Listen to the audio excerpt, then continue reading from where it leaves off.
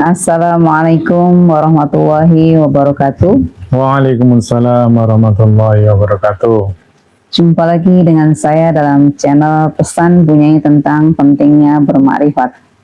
Kali ini saya tetap berkolaborasi dengan Mbah Mon, dan yang akan kami bahas pada pertemuan kali ini adalah ngobrol-ngobrol santai tentang agama Qadim, yaitu satu jalan untuk semua umat manusia. Nah, kalau kita lihat di dunia ini, agama itu banyak sekali ya Mbah Mon. Tapi apakah benar di sisi Tuhan ada banyak agama? Berarti Tuhannya banyak kalau gitu ya? Ya, nggak begitu juga kali. Tapi saya jadi inget ini Bunyai almarhum Gus Dur itu ya. Beliau kan seorang tokoh pluralisme ya. Tokoh yang mempersatukan berbagai sudut pandang. Jadi kalau kita cermati ternyata Gus Dur mempunyai pemahaman selangkah lebih maju dari tokoh-tokoh agama di zamannya. Namun kalau kita cermati konsep yang disampaikan oleh Gus Dur pun belum mempersatukan, tetapi sifatnya hanyalah toleransi, jadi saling menghargai. Beliau sudah sampai pada tataran itu, jadi secara hakikatnya masih tetap berbeda. Artinya pemahaman agama pada masa itu masih pada level benar dan salah, yang artinya seluruh agama adalah benar bagi penganutnya dan agama orang lain salah bagi masing-masing penganut agama. Jadi itu yang terjadi karena tolak ukurnya adalah benar salah. Nah, alhamdulillah kami ini adalah penganut Torekot Qadim atau Torekot Arwah, yaitu sebuah laku perjalanan ruhani di alam Qadim. Dan apakah itu alam Qadim? Lawan dari Qadim adalah Baharu. Dan kalau kita cermati lebih lanjut, alam Qadim itu adalah alam ruh atau alam cahaya, atau dalam fisikanya adalah alam partikel gelombang. Sehingga di situ belum ada sebuah entitas, berbeda dengan ketika mewujud di alam bumi. Jadi masih asli itu Bunyai, sehingga seluruhnya pasti hanya satu di alam itu. Dan ini dapat dengan mudah kita pahami sebagaimana rukun iman. Rukun iman kan kalau kita cermati sesungguhnya itu rukun bagi seluruh agama.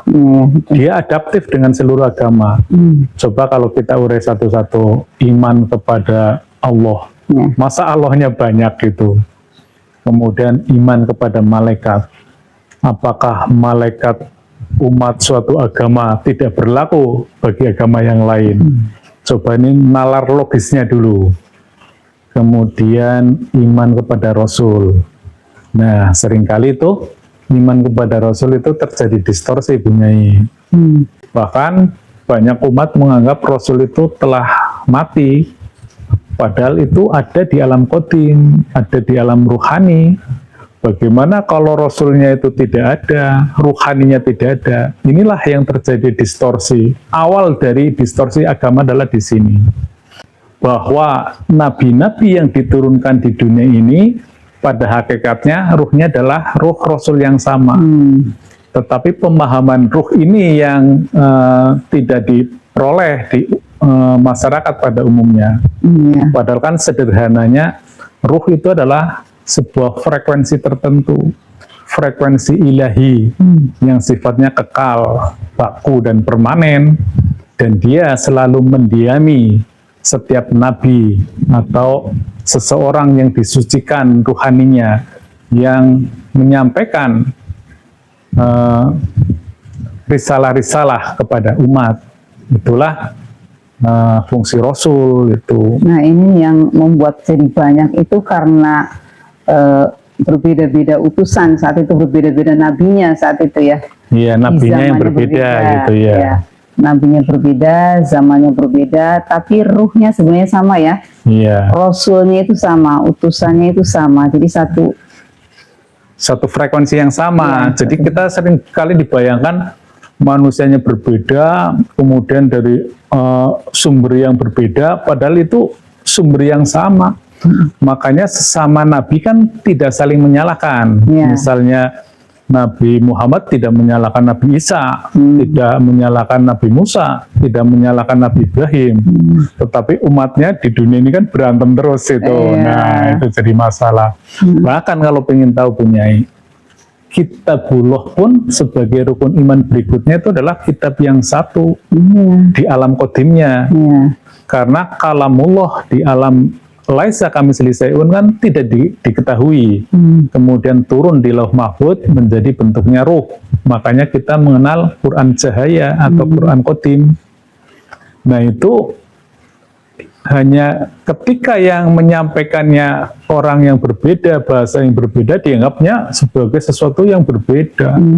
Padahal itu ya semuanya kompatibel di zamannya. Kitab Taurat ya kompatibel di zaman Nabi Musa. Kitab Injilnya kompatibel di zamannya Nabi Isa. Demikian juga Al-Quran juga kompatibel di zaman Nabi Muhammad. Nah, gitu. ini nih Mbah Mun. Jadi sekarang tuh terkotak-kotakan karena pemahaman yang berbeda di baharunya artinya ya. Iya, itulah yang menyebabkan kenapa agama samawi itu rusak.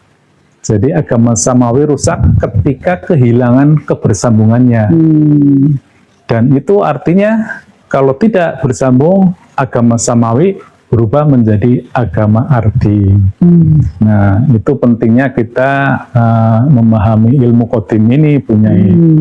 Atau paling mudahnya, agama qadim itu adalah agama yang menyatukan atau disebut juga konsep singularitas. Tapi intinya seluruh rasul, seluruh nabi itu membawa tauhid, menyampaikan tauhid sebenarnya ya. Ah, iya betul. Iya. Nah, inti dari ajarannya sungguhnya tauhid, Iya. mengesahkan Tuhan. Hanya kemudian penafsiran umat kan berbeda-beda. Kemudian di rukun iman selanjutnya kan percaya kepada qada dan qadar serta akhirat itu kan ya. Iya betul. Apakah qada dan qadar hanya berlaku bagi umat agama tertentu? Bahkan qada dan qadar kan istilahnya blueprintnya semesta ini. Jadi mudahnya gini Bunyai, alam ini kan diciptakan secara gradatif. Dari sumbernya sang kausa prima itu Allah Subhanahu wa taala yang laisa kamitslihi syai'un, yang tidak terdefinisi dan tidak terdeskripsi, itu kemudian karena Tuhan adalah perbendaharaan yang tersembunyi, dia ingin dikenal, maka diciptakanlah makhluk. Nah, sebelum penciptaan makhluk, dia ada melakukan penciptaan yang pertama. Itulah alam nur atau alam cahaya. Bahkan secara lebih spesifik, Nurullah itu atau Rasulullah itu adalah percikan yang pertama, atau yang dikenal dengan Nur Muhammad. Walaupun di sini sering terjadi perdebatan nama itu, tetapi secara substansinya adalah itu yang dimaksud itu. Karena tidak mungkin materi itu mewujud tanpa diawali dengan alam partikel. Nah, alam partikel itu sebagaimana yang ada dalam rukun iman itu. Kemudian mewujud di alam materi, alam dunia ini.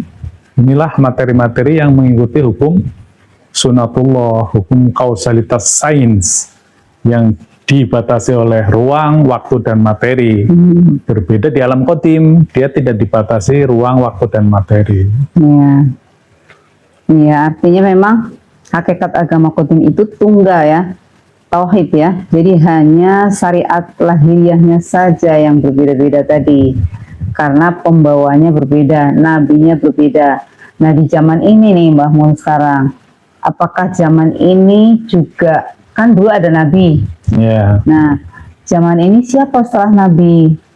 Nah, ini apa berbeda-beda karena kehilangan nurnya tadi, atau merasa tadi Rasulullahnya sudah wafat, sehingga dia bisa langsung nyambung kepada Allah. Nah, ini dia ini nih. menarik ini. Iya. Saya jadi ingat ada hadis bahwa pada akhir zaman nanti ada suatu masa di mana Islam tinggallah nama, Al-Quran tinggal lafaz dan hurufnya saja, masjid-masjid megah namun kosong dari petunjuk, dan ulama pada saat itu titik-titik. Ini menarik ini punya. Apakah saat ini Islam sudah rusak? Artinya rusak adalah kehilangan substansinya, kehilangan samawinya. Karena ini menjadi hal yang penting. Kita coba pada kalimat Al-Quran tinggal lafal dan hurufnya saja. Nah ini, apakah zaman sekarang itu sudah terjadi? Bahwa Al-Quran hanya sebatas dibaca, hanya dibaca lafal dan hurufnya saja, tidak kenal lagi Quran Qadim, jangankan membacanya atau mengalaminya, bahkan terminologi Quran Qadim pun nyaris hilang di pemahaman umat. Saya nggak tahu kalau penceramah itu sudah paham atau belum. Semoga sudah lah ya, sudah mengamalkan itu. Tapi umat yang bodoh-bodoh ini yang kayak kita ini. Iya. Itu. Nah, karena ini sesungguhnya harus ada panduan ya, harus ada yang memandu. Nah, itu menyambung yang tadi. Itu pertama itu. Kemudian berikutnya. Jadi setelah saya ikut Torekot itu memang ada perbedaan yang signifikan ketika masih di jalur syariat murni dulu punya. Kalau di syariat murni kan kita beragama ya istilahnya hanya dikasih rambu-rambu, dikasih hukum, dikasih undang-undang, ya silakan jalan dengan sendirinya. Tanpa kita tahu siapa otoritas yang sesungguhnya. Inilah yang menjadi poin pentingnya punya. Sehingga saya suka bingung itu. Saya kan turunan orang NU, tetapi sekolah di Muhammadiyah dulu itu. Sampai sekarang saya nggak tahu tuh semuanya yang benar NU apa Muhammadiyah. Ya sekarang tambah lagi begitu sudah tua sering bergaul dengan teman-teman Wahabi dan Salafi. Nah itu tambah bingung lagi tuh. Yang benar NU, Muhammadiyah, Salafi atau Wahabi, atau malah Syiah itu. Kan semuanya hanya klaim itu, tidak ada bisa yang membuktikan. Nah setelah masuk Torekot, maka ada seseorang yang menggantikan fungsi kenabian dan pewahyuan. Ini catatan pentingnya punyai, sebagaimana Quran surat At-Taubah 128, yaitu tentang Rasulun min anfusikum, atau Quran surat An-Nisa 59, ulil amri minkum. Dan ada lagi yang namanya waliya mursida atau al-ulama warasatul anbiya, yang pada prinsipnya kita beragama harus ada seseorang yang membimbingnya. Jadi ada dulu hadis dari Nabi bahwa seluruh yang Allah curahkan ke dalam dadaku telah aku curahkan kepada dada Abu Bakar. Artinya memang ada jalur pewarisan seperti itu punyai. Karena manusia itu sendiri terdiri dari jasmani dan rohani. Kalau jasmani itu ya baseline-nya pakai akal, itu mempelajari agama pakai akal. Kalau rohani mesti pakai ruh. Jadi itulah yang dimaksud dengan kucurahkan isi dadaku ke dalam dada Nabi, ke dalam dada Abu Bakar. Dan ini secara turun-temurun diwariskan kepada generasi berikutnya. Dan yang pada prinsipnya di setiap zaman, di setiap kaum, Allah selalu mengirim hamba-hamba yang disucikan ruhaninya untuk mempertahankan agama ini sesuai dengan fitrahnya, yaitu agama yang satu punyai. Ini saya jadi ingat ini, Mbah Mon, karena setiap perjalanan butuh pemandu. Nah, dalam firman Allah, Quran surat Al-Maidah ayat 35 disampaikan, wahai orang-orang yang beriman, bertakwalah kepada Allah dan carilah wasilah untuk mendekatkan kepadanya. Dan berjihadlah di jalannya agar kamu beruntung. Nah di sini nih, wasilah itu menyambungkan yang tadi sudah tidak tersambung ya. Iya. Tiba harunya sudah hilang sambungannya, tadi ngomong sampaikan ini. Iya. Nah, ini di Alma itu sudah dijelaskan bahwa kita iya. wajib berarti itu mencari menarik wasilah. sekali itu. Iya. Jadi ultrastruktur kebersambungan rohani itu namanya tali wasilah, yaitu sistem kebersambungan antara ruh manusia di dunia ini dengan Allah Subhanahu wa Ta'ala melalui ruhani Rasul yang ada di alam qadim itu punya. Dan itu yang harus dicari. Lantas bagaimana kondisi umat beragama saat ini? Sungguhnya mudah saja itu kita analisa sungguhnya. Apakah umat masih bersambung atau tidak? Tetapi secara umum saya melihatnya sih sudah tidak tersambung punya. Karena sekarang yang menjadi tokoh masing-masing agama adalah tokoh-tokoh yang ribuan tahun yang lalu gitu kan ya.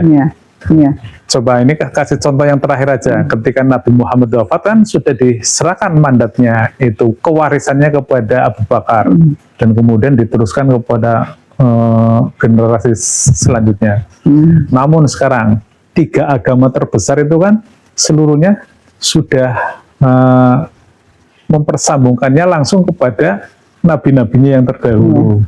Coba kalau kita amati itu, mereka semuanya tuh seperti Yahudi ya langsung ke Nabi Musanya. Kemudian Kristiani langsung ke Yesus ya, ke Nabi Isanya. Demikian juga umat Islam langsung ke Nabi Muhammadnya. Jadi betul itunya Quran dan hadisnya itu sebagaimana yang disampaikan oleh Nabi gitu. Tetapi dalam pelaksanaannya yang mempunyai otoritas kan harus di zamannya, harus sejaman dengan umatnya. Jadi bagaimana kita dibimbing oleh seseorang yang sudah meninggal, sudah melewati ribuan tahun yang lalu. Jadi sumbernya tetap sama itu punya, Qur'annya yaitu, hadisnya yaitu, tetapi ada seseorang yang membimbingnya, yang meneruskan fungsi-fungsi kenabian dan fungsi-fungsi pewahyuan. Itu udah jelas itu tadi ayatnya ada banyak itu. Iya. Kalau zamannya berbeda, kita masih ikut yang lama, bagaimana kita bisa makmum? Nah ini dia. Makmumnya gimana gitu, pada akhirnya hanya membaca cerita ya. Iya betul. Nah itu jejaknya jadi tidak dibimbing gitu, padahal kita butuh pembimbing. Itu wasilah itu menyambungkan dengan guru rohani yang sekarang atau wali yang mursyida gitu. Jadi yang membimbing kita di zaman kita sendiri begitu ya, Mumun ya. Iya, sebagaimana ini kan misalnya di Al-Fatihah ya. Ihdinas siratal mustaqim, tunjukilah kami akan jalan yang lurus kan ya. Iya. Kan kita sebagai umat yang ditunjuki kan posisinya. Iya. Berarti ada yang menunjuki. Berarti ada menunjuki. Siapa yang menunjukinya? Itu yang pertama itu ya. Ya silakan kalau ada ulama atau tokoh agama yang bisa menunjuki, sampaikan bahwa saya bisa menunjuki. Kemudian tunjukilah akan jalan yang lurus, sirotol mustaqim. Bagaimana kita diperjalankan dalam sirotol mustaqim itu. Dan yang distorsinya kan lagi-lagi ini punya menganggap akhirat itu nanti. Ya itu tambah distorsi lagi. Itu akhirnya agama itu menjadi seperti teka-teki gitu. Kita beramal di dunia suruh sebanyak-banyaknya, hasilnya tidak tahu. Makanya konsep pahala dan dosa kan tidak jelas, konsep surga dan neraka tidak jelas karena semuanya itu nanti. Padahal setelah kita masuk Torekot Arwah ini ya semuanya sudah terjadi. Bahkan akhirat itu yang mendahului alam dunia karena itu alam partikel. Jadi sangat gamblang dan sangat logis. Itu terdukung oleh akal rasional dan dalil. Isra Mi'raj kan Nabi Muhammad bertemu dengan seluruh alam-alam akhirat itu. Nah, ini kan kita diperjalankan karena bimbingan guru mursyid yang kita bisa mengalami dimensi demi dimensi kesadaran ruh kita gitu ya. Jadi artinya ruh kita itu enggak kita artinya ya. Kita tidak hanya ibadah zahir lah gitu ya. Kalau kita ibadah zahir itu tadi berbeda-beda, banyak sekali perbedaannya. Tetapi kalau kita ibadahnya ibadah qadim ruhani yang jalan itu tetap hanya satu.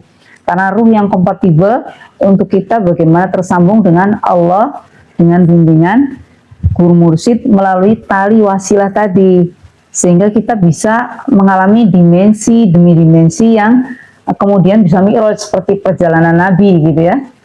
Ya, intinya harus saling melengkapi, tidak hanya stay tune di syariat saja.